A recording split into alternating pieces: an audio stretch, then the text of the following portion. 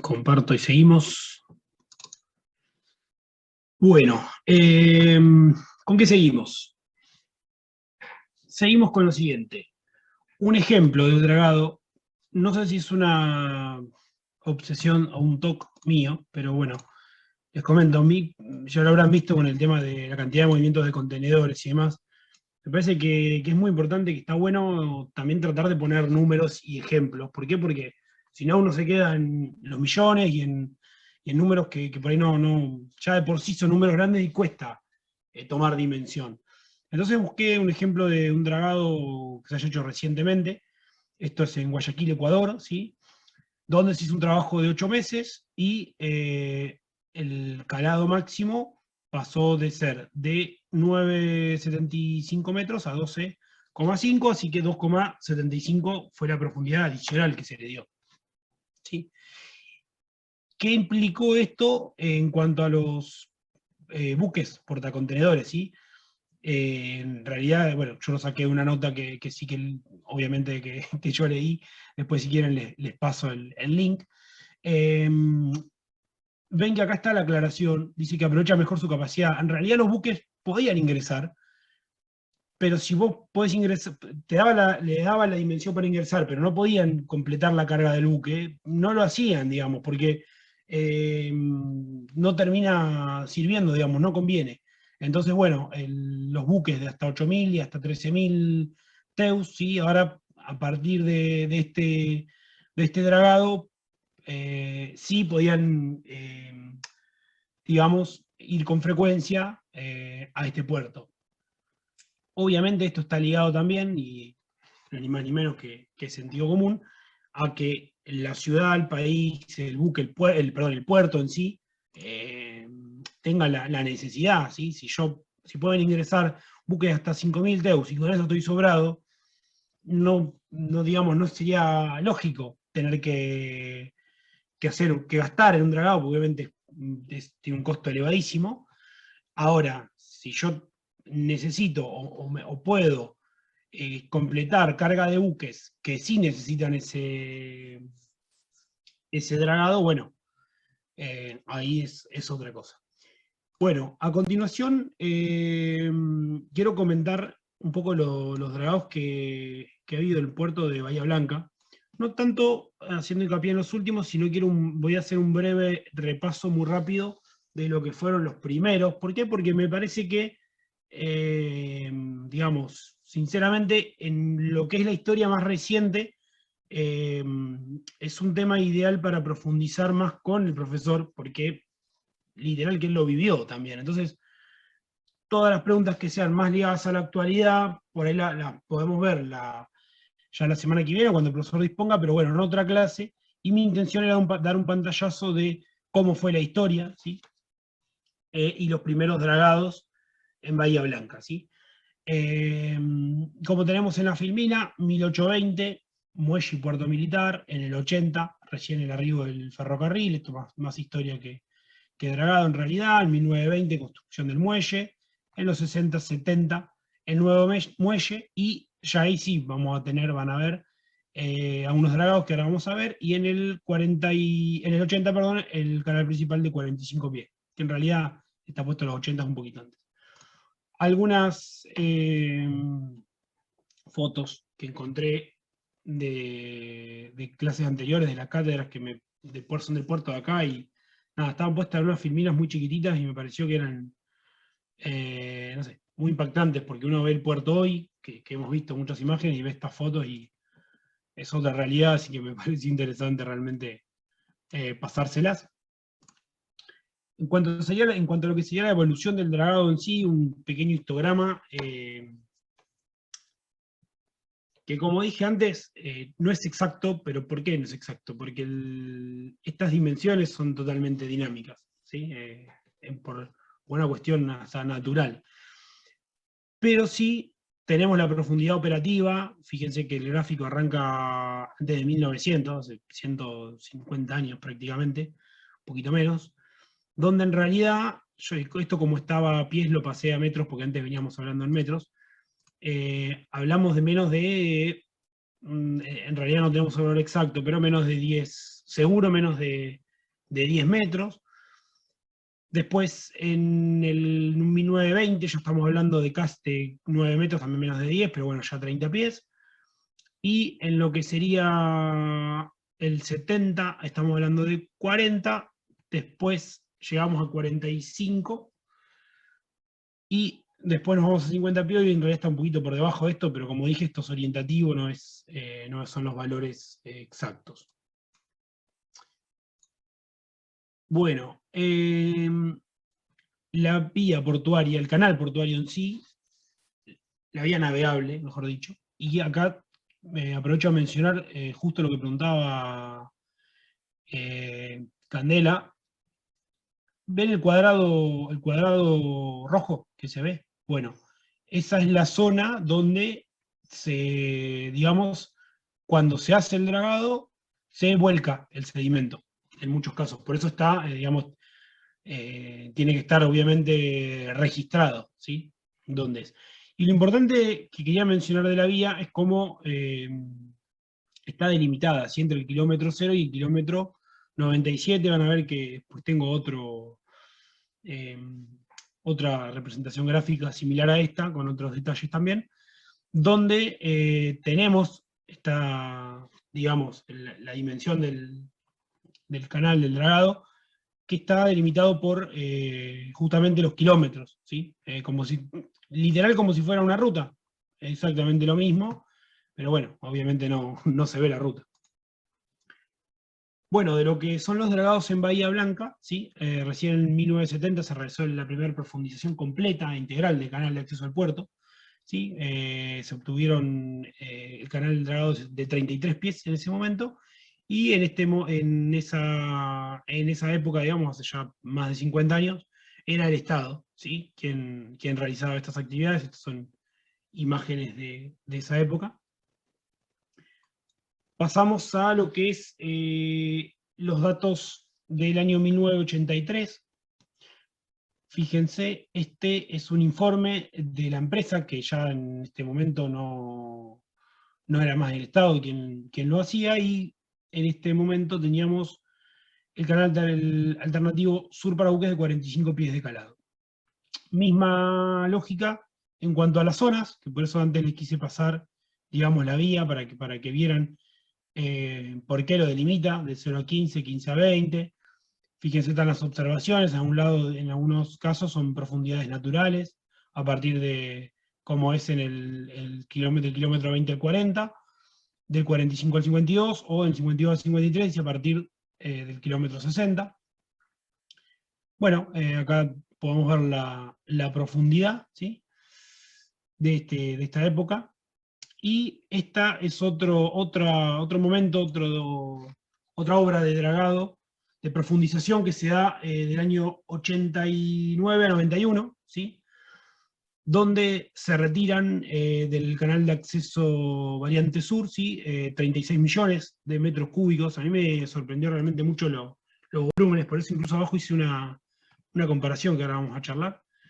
Del antepuerto y el ítem 2, antepuerto y zona de maniobras, 11 millones de metros cúbicos. De la zona de maniobras del puerto Galván, poco menos de 1 millón. Y bueno, se realizan estudios de sedimentación, ¿sí? Y la recomendación para un programa de mantenimiento. Fíjense el volumen total, 47,9 millones de metros cúbicos, ¿sí? Es casi 1,5 millones de contenedores de 20 pies de Deus. Para tomar noción, porque por ahí uno ve este número y dice, ¿cuánto es? ¿Cómo lo puedo comparar, llegar a algo? Bueno, 1,5 millones de Teus, una animalada. Por último, acá lo que traje, ¿sí? Lo que quería mostrarles es otra representación de la vía, donde se hace referencia, si ven acá digamos, las barritas verdes, azules y amarillas, a la sedimentación anual, ¿sí? Esto tiene que ver con, imagínense, cuando nosotros hablamos primero del histograma, a ver dónde estaba, del histograma de lo que era de épocas, digamos, de hace más de 100 años, no se tenía la tecnología que se tiene hoy día. Todos estos temas, un poco la intención de hoy, ahora voy a cerrar explicando la idea, es después profundizar y ver, pero mi intención de las clases del lunes y hoy era dar un pantallazo general. Hay una sedimentación natural que hace que esa vía se vaya, digamos, no es la palabra, tapando, se vaya, bueno, que el dragado sea cada vez menor. Hoy eso está mucho más estudiado, se sabe, y por eso también es que no es una cuestión de que el dragado implica necesariamente querer tener, digamos, poder entrar buques de mayor envergadura, sino también que requiere un mantenimiento. Así que bueno, por último, hacer un repaso de lo que vimos en estas dos clases, y un poco quería comentarles esto que les decía recién. Mi intención, que, bueno, dado que el profesor no pudo estar y me pidió dar las clases esta semana, y como saben ustedes, este es un año muy particular, que viene una situación particular, porque les aseguro de que si algún día se les da o tienen esa curiosidad y quieren incursionar en lo que es docencia, es muy lindo, pero si tiene su complejidad, como cualquier trabajo que uno comienza, les puedo asegurar que virtualmente es una complejidad doble. Y la realidad, como ya saben, porque sé que estuvo Andrés comentándoles y demás, bueno, este año la cátedra arrancó hablando en criollo a los ponchazos, por una renuncia y demás, entonces, bueno, siendo totalmente honesto, no estamos planificados como quisiéramos, o podríamos estar mejor, pero o sé que así va a ser el año siguiente. Pero bueno, mi intención de estas dos clases, y un poco por eso hacía el repaso puntualizado a lo que vimos acá, es ver conceptos, ver conceptos básicos, ¿sí? Sobre los que después en las clases siguientes vamos a profundizar. ¿Y por qué también les hago todas estas aclaraciones? Porque me gustaría también escucharlos. Yo, algunos me conocen, estoy bastante involucrado también en la carrera en sí, y tengo no sé si la teoría o la forma de ver que esto de que las materias selectivas, o las materias del último año de la carrera también, son las que todavía más se espera que tenga participación del alumno, y sobre todo que las selectivas tengan que, considero yo, deben además de dar conceptos e información, y eso, digamos, es totalmente lógico e entendible, tienen que generar un poco la curiosidad y servir en ese aspecto. Entonces, por eso me pareció interesante por ahí preguntarles de lo que vimos el lunes, de lo que vimos hoy, si hay algún tema que alguno quiera comentar que sí le interese puntualmente, profundizar, aprender, ver más. Es decir, obviamente que la materia tiene un programa y que hay que ver los temas, después existe la libertad de cátedra para ver cuánto se profundiza en cada uno de los temas. Así que bueno, un poco eso. Las clases de tanto de lunes como hoy no fueron muy largas, como habrán visto. Espero sepan entender, estoy aprendiendo, soy novito en esto de dar las clases, la verdad, son las primeras clases que tengo a cargo. Y bueno, me gustaría escucharlos, si alguno quiere comentar algo, criticar, que soy un defensor de la palabra crítica, lo tomo como algo positivo, no como necesariamente una crítica negativa. No sé, los escucho.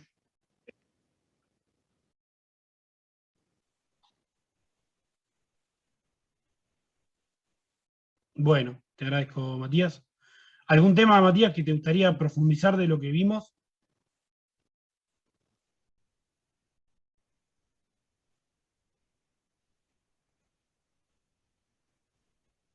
Ah,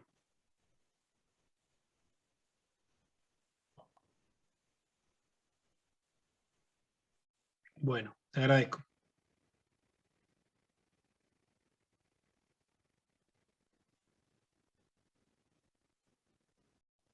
Bueno, gracias.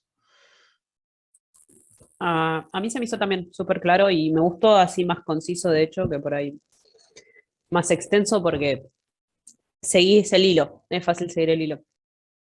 Eh, Y temas que me gusten o me llamen, no. La realidad es que tampoco hay tantas selectivas para hacer, así que bueno, medio como son las que hago porque son las que hay. Sí, vamos a ver si en el 22 lo podemos cambiar eso. Pero bueno, tampoco estoy spoileando nada, pues ya saben que hay programas de materia directiva nuevas aprobados.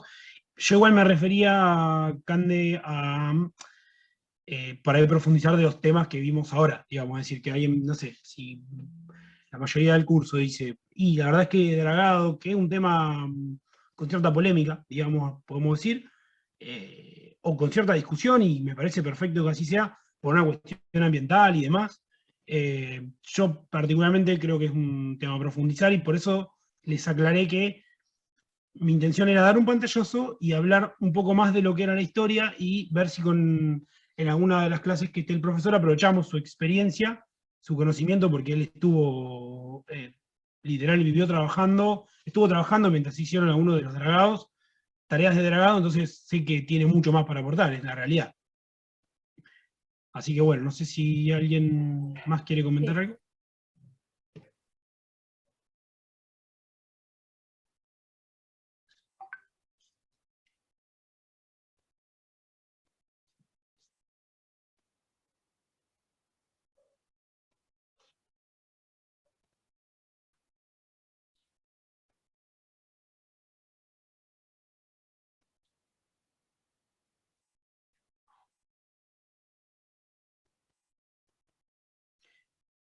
Está bien. Si yo venía afuera y no los conocía, eh, y dijera que en esta clase hay alguien que quiere estudiar ingeniería, con este comentario me lo estaba ratificando, Matías.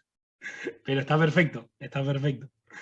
Se entiende, no es una crítica, pero justo es un tema puntual que propones que está bueno y que es lógico que tengas curiosidad en eso, pues estás en civil vos. Sí, sí, dijiste que estabas en. Digo, por ahí te estoy.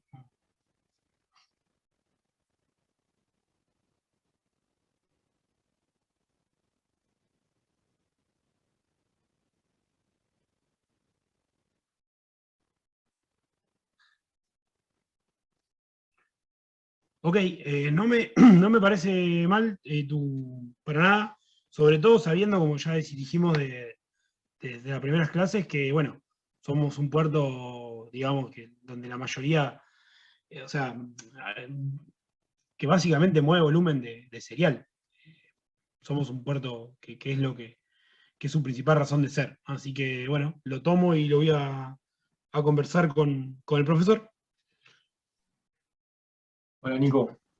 Respecto Lucas. a la clase, a mí me parece que así con las imágenes y en este tiempo está bueno, como decía Candela, es fácil de seguirlo y nada, los ejemplos están muy buenos porque cerrás mejor las ideas.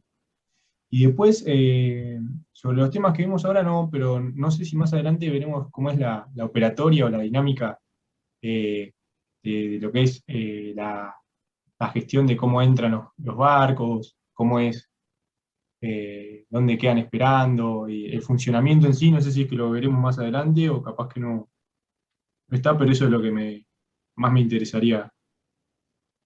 Bueno, del- te tomo el pedido entre comillas porque realmente hice un poco este cierre y les pedí la palabra porque justamente es lo que quería en este sentido, que nos puedan decir si hay algún tema que les gustaría que esté. A ver, insisto en esto, en la materia, como toda materia, tiene un programa y hay temas por ver. Ahora, después hay libertad de cátedra, como para decir, profundizo acá o agregamos esto y demás, siempre que no falten temas. Eh, Así que bueno, sí, me parece bien y también sé que por su experiencia profesional es un tema en el que el profesor puede aportar mucho. Así que bueno, lo voy a conversar con él. Así que bueno, y respecto a lo que por ahí me comentaron de la dinámica de la clase, de los ejemplos, de las ilustraciones y demás, y con esto cierro, eh, a ver, siendo totalmente honesto, un poco pensé la clase en función de lo que me gustaría, cómo me gustaría verlo a mí como alumno, y por ahí a mí me pasa eso. Yo siempre, el ejemplo, el gráfico, el tomar dimensión de un número, de una variable, de una dimensión, me parece que suma. Y sobre todo, insisto en esto, las materias selectivas, por supuesto que hay que profundizar en los temas, pero también tienen que tener esto, despertar la curiosidad y dejar conceptos básicos sobre todo.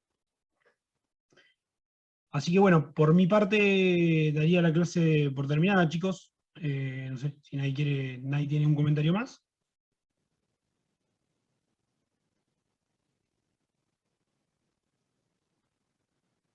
Creo que no. Bueno, listo, chicos. Gracias por participar y nos vemos el lunes que viene, ya con el profesor. Hasta Dale, luego. nos vemos el lunes.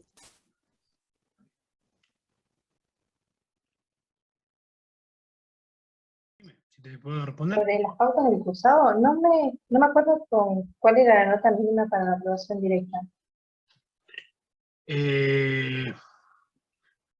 No recuerdo si era 6 o 7, porque eso lo definió el profesor, pero pasame tu correo por el chat si querés, y yo cuando terminemos la clase lo reviso y te lo respondo. ¿Te parece? Dale, gracias. ¿Puedo sumarme a No, la por favor. consulta? Sobre todo porque en el Sí, aula no. no están o sea, las condiciones de cursado y eso. Ok. eh, Bueno, para entonces aprovechar. directamente lo hablo con el profesor. Yo sé que se lo había dicho él, pero pensé que lo había subido al aula. Eh, No, en el aula Pensé que virtual estaba no. listo. Directamente entonces lo subimos. No hay problema. Gracias. No, por favor. Bueno, ya pasaron 5 minutitos, así que si les parece arrancamos. Antes que nada, un par de comentarios, consideraciones generales. Estoy teniendo bastante mal internet en el día, por el momento me anda bien, mal. Entonces, ahí se sumó Verónica. Si nadie tiene problemas, si no les parece mal, cuando comparta pantalla voy a también a apagar mi cámara, ¿sí? Porque tengo miedo que por ahí se corte, no me escuchen. Y todavía algo que es peor que no me escuchen, que yo no me entere que no me escuchen. Porque si no me dicen por ahí que se está cortando, bueno, no me entero y sigo hablando. Así que nada, ese comentario. Y les comento la idea de la clase de hoy, un poco es la continuación de la clase del lunes, ¿sí? Como saben, esta semana, compartir sonido, como esta semana, bueno, el profesor está de viaje y por eso me encargó a mí las dos clases, digamos. Lo hablé con él y la intención fue tocar varios temas entre estas dos clases, ¿sí? Para ir de manera más general y que después, bueno, ya la semana que viene profundizaremos en algunos temas, en algunas cosas, incluso de eso al final de la clase vamos a hablar un poco.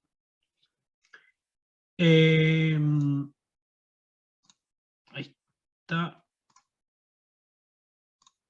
Se me fue. ¿Me escuchan? Sí. Se me desapareció el video, bueno. Bien, arrancamos con la clase. La idea que tengo para hoy, digamos, es la siguiente. Primero vamos a hacer un repaso muy, muy rápido, breve, de lo que vimos en la clase pasada, porque como dije, es un poco, lo que vemos hoy es un poco la continuación, ¿sí? Así que vamos a hacer un poco el repaso brevemente de los temas que vimos y continuamos en la misma diapositiva con las clases de hoy. Bueno, la clase del lunes, entonces, los temas que vimos son los que están en pantalla: la unitarización de carga, embalajes, pallets, contenedores y transporte marítimo de TEU, más que nada enfocado en, bueno, en algunos números para tomar cierta consideración, cierto conocimiento de los volúmenes y el movimiento de los puertos. Nada, muy rápido, lo paso, como dije. La unitarización de carga tenía dos fines principales, ¿sí? La conservación de la integridad de los productos y facilitar y agilizar el traslado de la mercadería.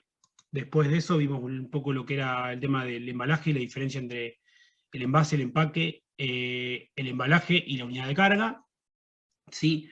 De ahí ya pensando en lo que es la unidad de carga, en lo que es la caja, concretamente vimos el marcado de las cajas, ¿sí? Donde hicimos un hincapié en lo que son los pictogramas y la información que tengo que tener en la caja, siendo los pictogramas de carácter básico y especiales, digamos, si lo hacía específicos, bueno, estaba más o menos en la misma. Vimos también el tema del rotulado de los productos peligrosos, ¿sí?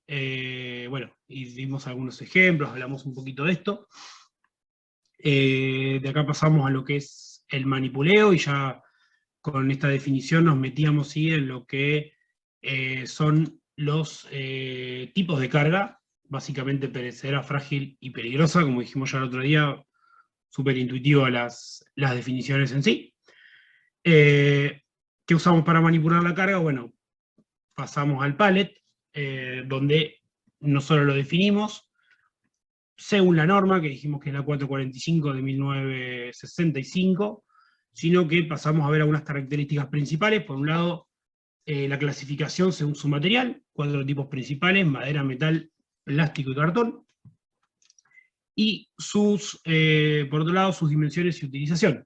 Dijimos que el tipo número 3 y el número 6, el número 3 concretamente en el gráfico es el que está en el centro, ¿sí?, de 1200 por 800, es el Europallet, y el resto son todos de justamente el tipo 6 en cuanto a medida, 1200 por 1000, son los dos estándares, o los dos de que en cuanto a medida son los más utilizados. Y vimos el tema de la utilización del doble entrada o cuádruple entrada por todos los lados del pallet. Vimos que había un software, que existía un software para calcular, digamos, la cantidad de carga para lograr la mayor eficiencia en este aspecto, para digamos, aprovechar de la mejor manera posible la carga de un pallet. A continuación vimos algunos elementos de manipuleo del pallet, y ya cerrando un poquito lo que es pallet, pasamos a lo que es contenedores. Un poco la misma lógica o similar, arrancamos definiéndolo y viendo algunos aspectos importantes de la definición, el tema de que suprimía el proceso intermedio de recargue. Hablamos de que, que la definición de la norma nos daba un volumen mínimo de un pallet, ¿sí? Hablaba de que tenía facilidad para utilizarse en diferentes medios de transporte. Bueno, vimos que esas eran las principales características, ¿sí? O principales, digamos, elementos que marcamos en la definición. Ya entrando en las ventajas, dijimos obviamente la estandarización, y qué de la estandarización en sí, porque eran todas ventajas relacionadas. Teníamos el despacho puerta a puerta, que se disminuían los tiempos, y en consideración o relacionado también estaba aparejado la disminución de los costos. Vimos los materiales de los que podía estar, digamos, ser el contenedor: acero, aluminio y madera terciada, reforzada con fibra. Algunos modos de transporte, y hacíamos la relación, ¿no?, de 2 TEU en un camión, o un contenedor de 40 pies, 60 un tren, y bueno, 500, 2700 y 8000, algo chico, grande y transoceánico. Vamos a ver hoy en otro grafiquito, en las filminas nuevas, que lo que es el transoceánico en realidad ya tenemos números superadores en este aspecto. Después, bueno, vimos un poco algunas dimensiones, ¿sí?, de la estandarización del contenedor estándar, digamos, de dónde provenía la denominación TEU, de 20 Feet Equivalent Units, dimensiones internas y externas, tamaño y peso normalizados, del de 40, del de 20, es decir, del TEU, del de 40 y del de 40 reforzado Haiku, donde hablamos también del tema de la diferencia entre el 20 y el de 40, hicimos hincapié en que la capacidad de carga no era en kilogramos el doble, sino que era para llevar un producto más voluminoso. Bueno, un poco antes pensé que pasaba al refrigerado. Hablamos de lo que era la estiba, ¿sí?, este arte de colocar dentro del contenedor la carga, obviamente cuidando la mercadería, cuidando las personas, cuidando el contenedor, y logrando la mayor eficiencia posible. Hablamos de algunos materiales para la estiba, ¿sí?, para justamente lograr el objetivo de la estiba, que era cuidar todo, entre esos cuidar la propia carga. Algunos modelos y tamaños, por un lado el dry van o el tradicional, digamos, el estándar, y algunos contenedores diferentes, ¿sí? Más específicos. Hincapié en el contenedor térmico y el tema de las centrales para hacer la conexión. Hablamos también, vimos el tema de la cantidad de pallets que podían incluirse en un contenedor de 20 y de 40, ¿sí? De acá que dijimos que el Standard Pallet de 1.20 por 1 y el Euro Pallet de 1.20 por 0.8 eran los más utilizados, ¿sí? Similar a lo que pasa con el software de optimización de la carga de un pallet, misma lógica para hacer la optimización dentro de un contenedor. El tema de tener en cuenta la condensación de un contenedor, y de ahí ya pasamos a ver el tema del manipuleo, ¿sí? El Twist Lock, y diferentes manipuleo adecuado, y diferentes elementos, ¿sí? Equipos de manipuleo y transporte, que dijimos que, bueno, por una cuestión principalmente de volúmenes, decíamos que no es frecuente verlos por esta zona. No sé realmente en Buenos Aires, por lo menos en esta zona sé que no. Algunos equipos para manipuleo y transporte, ya hablando de grúas, y el tema de los autoelevadores, donde habíamos dicho, o habíamos marcado la diferencia entre este autoelevador y este autoelevador, que es para manipularlo únicamente sin carga, ¿sí? El contenedor vacío, por una cuestión lógica de que, por cómo es el autoelevador este, lo volcaríamos, ¿no? Literalmente, si tuviera carga. Algunos grúas pórticas, vimos, de diferentes tamaños y, bueno, diferentes usos. Y ya pasamos a ver un poquito los números, ¿sí? Cómo se ha incrementado en millones de toneladas, digamos, en lo transportado en contenedores, entre el 80 y el 17, ¿sí? A prestar atención al grafiquito también, que los primeros periodos de tiempo están en periodos de 5 años, después ya están en periodos más cortos, anuales, con lo cual, bueno, no es comparable, no es que sea exponencial en ese sentido, bueno, pero el incremento es mucho y es un poco lo que queríamos reflejar. Hablamos un poquito de la ruta marina, que se llevaba el 80% del transporte de la carga, ¿sí? Mencionamos también los principales operadores portuarios, ¿sí? En la fotito me acuerdo que les comenté que era justamente de la principal. Estos son estadísticas a septiembre del 2021, ¿sí? Son actuales. Hablamos del ranking en miles de TEUs, o sea, 43 millones sería el puerto de Shanghái, que tiene el mayor volumen, movimiento de contenedores, y comparamos con cómo estaba posicionada con los 10 puestos mejores rankeados de América Latina, y vimos dónde estaba ubicado el resto de los puertos argentinos, donde encontramos el de Bahía Blanca, siempre este ranking dentro solo de Latinoamérica, no es que estamos 82 del mundo, sino 82 de Latinoamérica. Como decía el lunes, esto para contemplar o para ver un poco digamos, la cantidad de movimiento que tiene un puerto y otro, y tener noción en ese sentido de la diferencia abismal que hay, ¿no?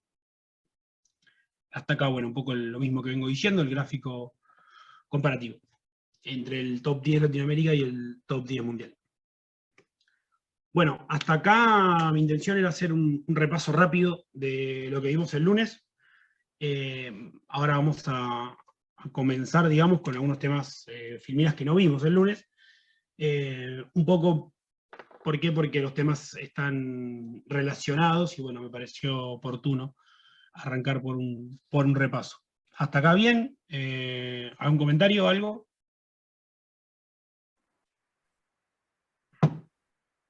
Créanme Profe, que... después usted puede subir este Power al aula. Sí, esto después se va a subir todo al aula virtual, no te das problema por eso. Buenísimo, gracias. No, por favor. Bueno, hoy vamos a ver el buque y, más que nada, digamos, la denominación de diferentes partes de un buque. Vamos a hablar algo de lo que es el calado y los puertos, y el dragado. Son los temas que vamos a ver hoy. Así que bueno, comenzamos. En primer lugar, se puede decir que en el buque se distinguen dos partes fundamentales, que son el casco y la superestructura, ¿sí? El casco está formado por el cuerpo flotante y consta de una parte sumergida y otra emergida, lo que nosotros llamamos la obra viva y la obra muerta, ¿sí?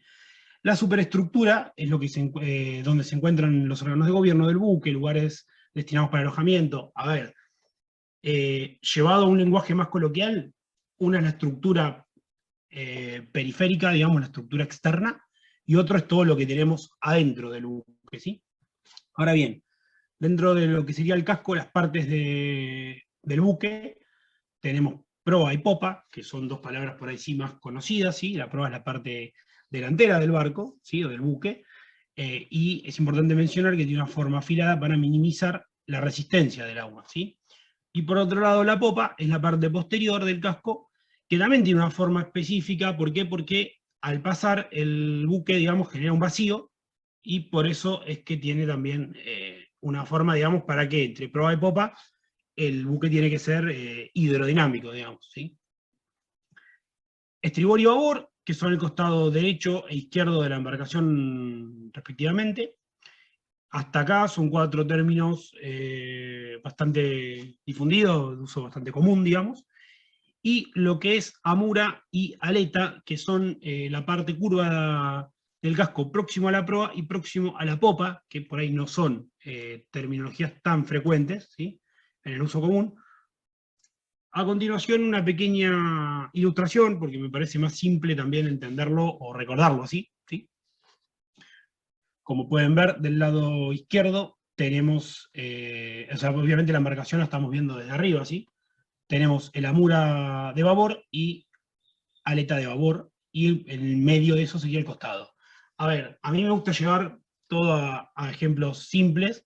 Es un poco como si pensaba hoy, en el auto decimos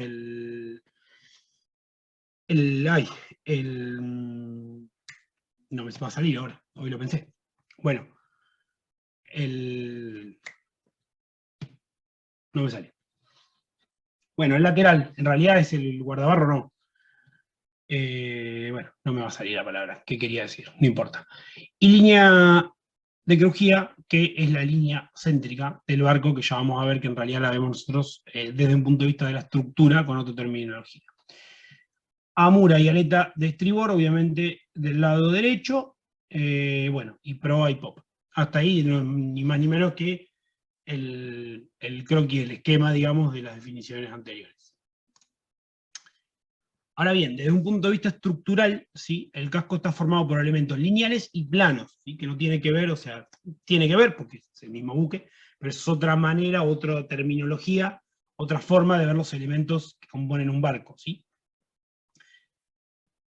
Desde un punto de vista de los elementos lineales tenemos la quilla, que es la pieza longitudinal, también, como siempre, me gusta poner el esquema para que, o la foto para que se vea, digamos, ya más simple y no nos quedemos con la definición, que se ubica en la parte inferior del casco y cuyo extremo se llaman roda y codastre, ¿sí? También están mencionados en la imagen. Después tenemos trancanil, que digamos que sería todo el borde de la proa y de la popa, ¿sí? Y, ¿qué me está faltando? Bueno, los vados, que son, digamos, los refuerzos transversales, ¿sí? Esto es desde un punto de vista, los elementos desde un punto de vista lineal. Desde un punto de vista de los principales elementos planos, perdón, pueden destacarse tres, que serían la cubierta, que es por ahí la terminología o que todos conocemos habitualmente, ¿sí? Que es el plano horizontal exterior, es decir, el piso de donde nosotros caminamos sobre el barco. Y tenemos los entrepuentes y mamparos, ¿sí? Que son los planos horizontales ubicados en el casco, y los planos verticales, ¿sí? Es decir, el entrepuente serían los pisos internos dentro del barco, y los mamparos, los planos verticales que hacen a las diferentes secciones, si se quiere, del barco, un poco en chiste, un poco en serio, todos vimos Titanic, ¿no? Así que bueno, sabemos que no en ese caso sí, pero no necesariamente si hubiera una emergencia se puede a lo mejor, o sea, es lógico que se pueda llenar de agua una sección del barco, y para eso justamente está pensado esto, ¿no? Entre otras cosas, además de ser parte de la estructura. ¿Hasta acá bien? ¿Alguna duda de los términos? ¿Los dibujitos o los gráficos se entienden?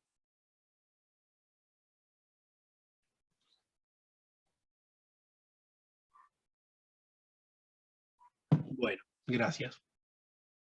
Perdón, pero cuando pregunte voy a esperar aunque sea que uno responda, por lo menos para saber que escuchan. Bueno, alguna terminología de lo que son las dimensiones, ¿sí? Externas del buque, ¿sí? Tenemos la eslora. Fíjense que eslora tenemos dos diferentes. La eslora total, que es la máxima longitud del barco, ¿sí? Distancia extrema entre proa y popa, y la eslora de flotación, que es esta distancia, digamos, de proa a popa, pero justamente en la línea de flotación. Tenemos también lo que es la manga y el puntal, que, a ver, se ve muy gráfico, insisto, en lo que es la imagen, ¿sí? El puntal va desde la quilla, que ya la nombramos antes, hasta la cubierta principal, y la manga de proa a popa, digamos, ¿sí? Ahora bien, la quinta dimensión externa más importante, y que es muy importante del buque, y que la separé porque tiene algunas particularidades, es justamente el calado, ¿sí? El calado de la distancia vertical entre el nivel del agua y el borde inferior de la quilla, ¿sí? Acá vuelvo a lo mismo, gráficamente se puede ver muy claro, ¿sí? Generalmente el calado de la popa es mayor que el de la proa. Por este motivo se define al primero como el calado de la embarcación.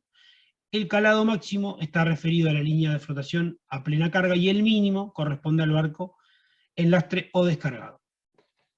Por eso es que por ahí decía que lo había separado el resto. El calado de las otras dimensiones, digamos, el calado tiene esta particularidad, que no es una dimensión, digamos, variable, justamente en función de la carga del barco, ¿sí? Por cuestiones lógicamente físicas. ¿Y por qué más les parece que el calado, qué particularidad más le pueden encontrar? A ver si alguien se anima. ¿Alguien quiere abrir el micrófono? ¿Qué otra particularidad tiene el calado de un buque? ¿Alguien se anima?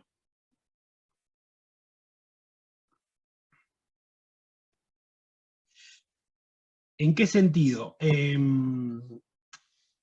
A ver, ¿cómo te lo digo?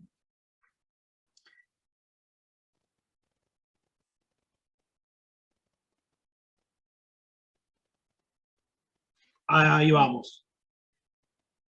Ahí vamos. Ahí vamos. Dependiendo del calado, a esto quería llegar, pero me gustaría, nada, me parecía bien que por ahí alguien lo diga, porque sé que es algo, un concepto simple y se sabe. Dependiendo del calado de un buque, va a poder o no ingresar a una vía navegable. Es decir, hay buques transoceánicos que no pueden ingresar, por ejemplo, al puerto nuestro porque no les da el calado, ¿sí? A eso quería llegar, justamente. Bueno, a continuación lo que hice fue buscar, yo les voy a dejar el link cuando les subamos este archivito. Esto está capturado, ¿sí? De ese link, como les digo, es del Ministerio de Agricultura, Ganadería y Pesca Argentina, donde en el listado nosotros podemos ver justamente cuál es la distancia de ese calado. A ver, paréntesis en esto. Esta medida, digamos, esta distancia, es totalmente dinámica, ¿sí? No es estática. ¿Por qué? Porque siempre las vías navegables, sobre las vías navegables van quedando sedimentos, entonces justamente por eso de acá no vamos a continuar hablando de dragado. Entonces no es que esto es inamovible, esto es así, y no puede ser digamos, tiene un margen de error, es más o menos algo, ¿no? Pero sí quise comparar estas dos vías, justo puse lo que es Rosario y lo que es Bahía Blanca, pero justo elegí estos puertos, no por una casualidad, sino también para comentarles algo, que a lo mejor lo hemos hablado, realmente no lo recuerdo, si lo dijimos en clase, que más allá del mal momento que está pasando hoy el puerto de Rosario, ¿qué particularidades tiene? ¿Qué relaciones tienen estos dos puertos? A ver si alguien quiere comentar, que lo sepa. Que que se cargaban a la mitad de la capacidad de los barcos por el tema del calado, ¿o no? Claro. El tema es así. La mayoría de los buques que vienen a completar carga Bahía Blanca, ¿sí?, comienzan su carga en Rosario. Pero justamente por tener menor calado, de acá que yo quería remarcar o que charlemos la importancia, no pueden completar la carga en Rosario. Entonces, hacían un porcentaje de carga allá, insisto, como esto tiene un margen de error y dependiendo el momento puede ser mayor o menor, e incluso dependiendo del buque, pero el concepto es que comenzaban la carga en Rosario y finalizaban la carga en Bahía Blanca por tener un mayor calado, ¿sí? Bueno, a continuación y relacionado a lo que es el calado justamente, yo les quería mostrar un videito y empezar a hablar un poquito de lo que es el tema de dragado, ¿sí? Voy a reproducir, por favor, cuando empiecen los primeros segundos, díganme si se escucha.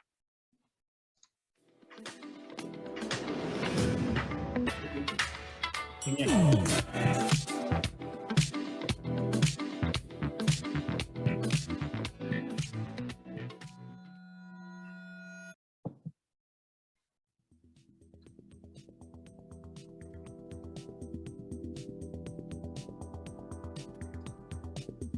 El dragado de ríos, bahías, canales o accesos portuarios consiste en un conjunto de operaciones de limpieza necesarias para la extracción, el transporte y el vertido de los sedimentos que se encuentran en el fondo marino o fluvial.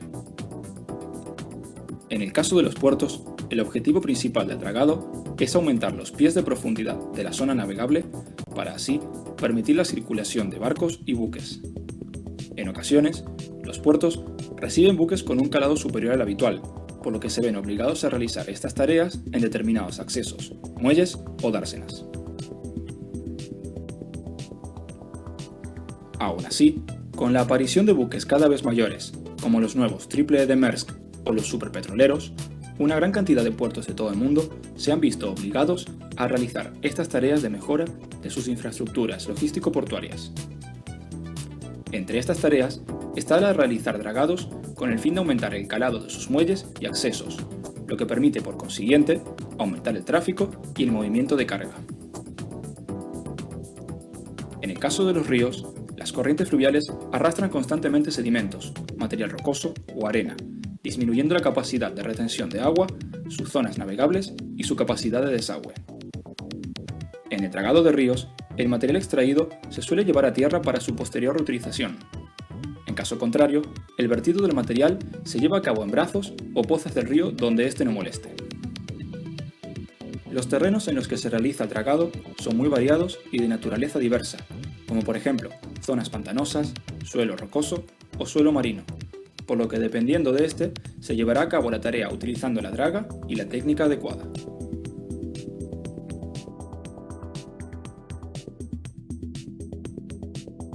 Los tipos de dragas más comunes utilizados hoy en día son la draga cuchara, que consta de una grúa que acciona una herramienta llamada cuchara con la que se efectúa la excavación. Este tipo de grúa puede estar situada en tierra o en mar, sobre una pontona o montada sobre un canguil. Estas dragas se suelen utilizar para la limpieza de puertos, muelles y espigones. Dragas de pala. Con una herramienta parecida a la de las excavadoras terrestres, la draga de pala se suele montar sobre una pontona y puede ser frontal o retroexcavadora, diferenciándose en la posición y orientación del brazo excavador.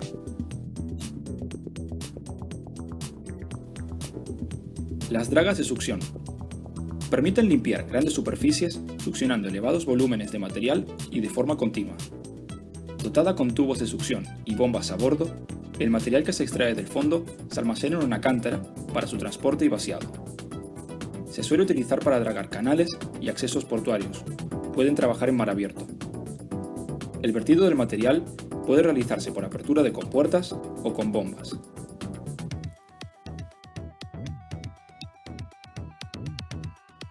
Las dragas cortadoras, o también llamadas en inglés cutter, son parecidas a las dragas de succión, con la diferencia de que estas llevan incorporada una herramienta de corte y disgregación del material. Este tipo de draga es estacionaria, por lo que están situadas sobre una pontona sin capacidad de propulsión.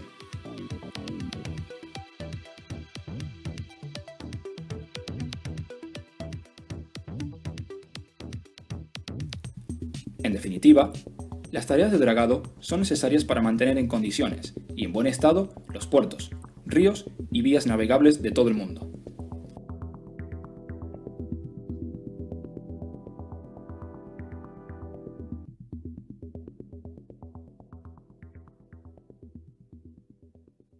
Bueno, ahí estaba el videito de dragado. Me gustó, lo había visto y me parecía que a modo introductorio estaba bueno para meternos en el tema de dragado, ¿sí? Una consulta. Sí, ¿Qué hacen una vez que sacan la tierra esa? ¿Qué la hacen? bueno. O sea, vi se que la tira ponían en un barco. Se tira en el propio mar. Tenemos un grafiquito, no sé si lo tengo en esta filmina o si lo vemos en otra clase. Por ejemplo, en el de Bahía Blanca está delimitada incluso la zona en la que ese mismo sedimento se arroja, digamos, ¿sí? Si les parece, chicos, corto esta, mando otro link, porque ya probé el lunes y el mismo no anda, porque se corta en un par de minutos, así, bueno, vemos, nos queda ver un poco lo que es el dragado en Bahía Blanca, y bueno, y le damos un cierre. Así que corto y mando otro link como aviso, ¿sí? Dale.